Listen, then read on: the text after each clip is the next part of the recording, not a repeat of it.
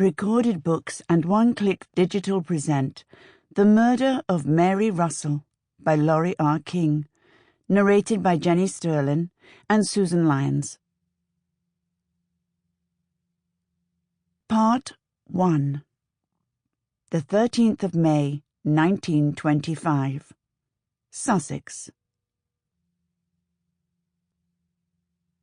Chapter 1.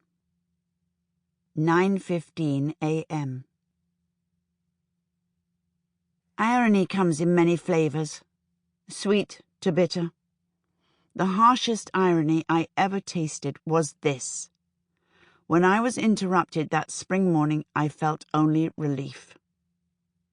But then, tires on wet gravel sound nothing like the crack of doom.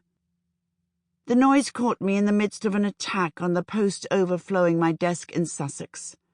Since dawn, I'd been elbow-deep in 5 months' worth of pleas, adverts, requests for information now out of date, proposals of joint ventures, similarly belated, legal and scholarly papers in need of review, and a thin handful of actual letters from friends near and far.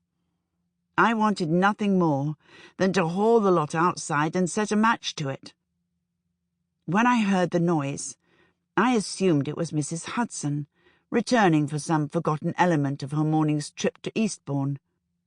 However, the tires sounded more tentative than Patrick's hand on the wheel. Patrick Mason was my farm manager and our housekeeper's occasional driver.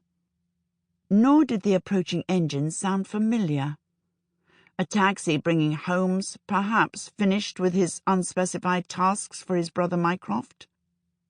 I hadn't seen my husband since he'd left Oxford 2 weeks before. But a glance through the library window showed an unfamiliar car with London number plates and a solitary figure considerably smaller than Sherlock Holmes. The driver circled counterclockwise, coming to a halt before the house. I headed to the door with a light heart, unarguable proof that Mary Russell had no talent for reading the future. I stepped from the front door into the roofed portico beyond, stopping as the fickle morning sunshine gave way to another quick shower. The driver's door opened, but he hesitated, seeing not just the rain, but me. He'd expected someone else. "May I help you?" I called. The Holmeses?" "This is the place," I confirmed.